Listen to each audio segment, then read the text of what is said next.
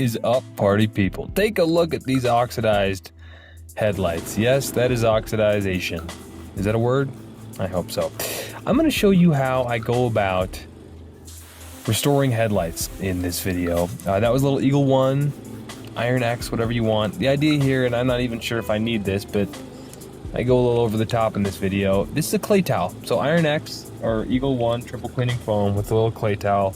I just want to clay these headlights. By the way, folks, if you want to keep your headlights nice out there, just clay them routinely. It helps that oxidation from building up on those headlights. So a little bit of clay, a little bit of water. This is actually a paint prep, dupli color wax and grease remover. Thanks to Scott from Dallas Paint Correction for the recommendation. I like this stuff as much as I like any paint prep out there, and to be honest with you, it's cheaper. You can find it at O'Reilly Auto Parts as well. So I'm going to start out with 800 grit here, and I'm not going to give you the best scientific explanation, but I'm going to tell you what I do. I didn't have my KXK Dynamics sanding block today, so I'm just kind of folding the sandpaper together. There are a lot of guys out there who have been doing this for a lot longer than I have, so I'm just going to walk you through my basic philosophy because I think it can freak people out. And basically, you just want to start with a low grit sandpaper. I mean, I don't know if you call them low or high or whatever, but obviously the lower the number, the more cut they have. So I started with 800 grit. And what I'm really trying to focus on is just kind of like even passes. And essentially what I'm trying to do in this first step, you know, you can kind of think of coloring the whole headlamp or headlight, right? So what I'm trying to do is just haze up the entire headlamp with even scratch pattern, if you want to call it that. And again, this is my heavy bazooka gun, and then I'm going to gently like step it back from here. But to me, this first step, and I'm going to finally speed it up for you here, but this first step is absolutely critical, and that's why I spend so much time on the first grit. I could be wrong. You know, what I want you guys to do in the comments below, tell me how you do headlights. Tell me what I'm doing right, what I'm doing wrong. I'd be happy to take the criticism. The customer was thrilled with the results. You're going to see.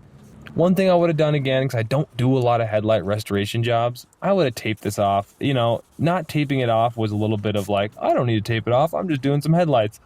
I should have taped it off. It got annoying. But anyway, I'll tell you about that later.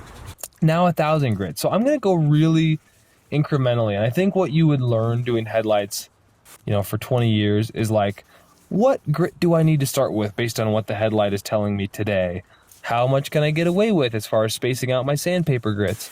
For me, I was really deliberate on just stepping it back very gradually to get the best results I could. So I started with 800, and then I went to 1,000. And you can see pretty much, I just missed a spot down in the corner, so I want to get that a little bit hazed up. But really, I'm just trying to like create a scratch pattern and then hit it evenly with the next grit of sandpaper to sort of reduce the impact of that sandpaper. So I've just used a blow dryer here and a leaf gun, a leaf blower. Wow, thank you guys for your patience. To really have the headlamp. Okay, show me what you look like when you're totally dried. So now we're at 1,200. I've done the paint prep, I believe, and just wanted to get those headlights ready for the next one. So I started at 800 grit. That's super aggressive, right? Then I went to 1,000 grit. That's less aggressive, and now I'm at 1,200 grit. That is even less aggressive here. And I don't know if it was at 1,200 or maybe the next step when I was at 1,500, but you can see how it's a nice even haze up, which could freak you out, but don't freak out. That was 1,500 grit. It was at 1,500 grit that I started to, the headlight started to feel different as I was working it. And that's a sense of like, we're almost getting to that stage where we're starting to like refine these scratches in a way that is almost reminiscent of compounding and polishing, right? We're just stepping it back. There's my 2,000. So I went 800, 1,000, 1,200, 1,500, and then this is 2,000. Working away, getting really close. Nice and dry. All right, 2,500. Here we go.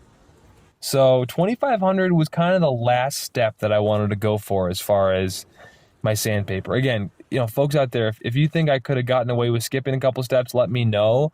I just wanted to be super vigilant about hitting every single step along the ladder. I didn't go to like 3,500 grit sandpaper because I didn't have it. But yeah, so after 2500, I'm gonna hit it with M101 and a microfiber pad. M101, nothing cuts more. I love it. It dusts like crazy, but it's amazing stuff from Meguiar's.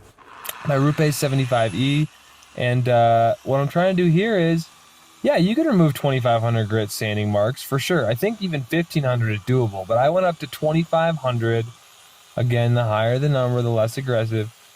Just to give my buffer the best chance of removing everything. And I think the more steps you take, the safer you are as far as like optical clarity of the headlight at the end. Again, I'm not claiming to be an expert. I wish I would have taped this up because there's a little bit of liner on the headlights. I did polish a little bit of the paint around the headlight. Anyway, you'll see that later. I talked to the customer. He was cool with it. But that's how oxidized these were on the left. You see how nasty that is? That's one I haven't touched yet. Ooh! Pardon the lens flare. There's something on my lens on the right-hand side, but that is a clear headlight. The guy was super stoked. All right, you can see the left and right comparison. 800 grit here. My camera cut off on the right-hand side. I wanted to show you the final two polishing steps. So this is just a real fast-forwarded version of, we start at 800 grit, we go to 1000 grit, we go to 1200, 1500, 2500. And then I just decided, you know what, that small Rupes was great, but I need the big dog. So I've got a Rupes cutting microfiber disc. You know, quick point is there's less of an interface pad on the Rupes microfiber cutting disc, so it has a little bit more cut. The microfiber from Meguiar's has more of a little like foam cushion or interface pad in there, so it has a little bit less cut. So if you want a little bit more cut than the microfiber cutting pad from Meguiar's, try a Rupes pad. They're thinner. Almost no interface in there, and they do cut just a little bit more. So I started with my Meguiar's M101 and a cutting pad, and now I'm going down to a yellow wool pad with Oberk polish. A little paint prep there, and then I just do like a red pad with a finishing polish. Oberk polish is for the final step. And maybe this was just crazy and too many steps, but I don't know. You tell me. Alright, so the headlights have been restored. Just gonna hit them each with a paint prep real quick.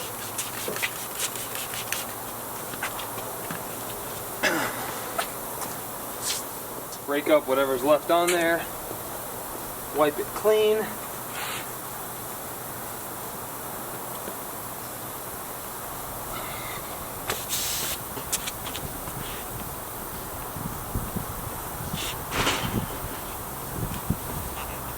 And this is the final step. We just use a dedicated lens coating. I have this sitting around from a while ago. Not sure if this is the best stuff out there, but it says lens coating. So I'm just gonna put a bunch on there and just work it onto the lens. And this is just to prevent any of that oxidation from returning. As with everything, I probably put way too much product on here, but I want to make sure that it has a chance to work.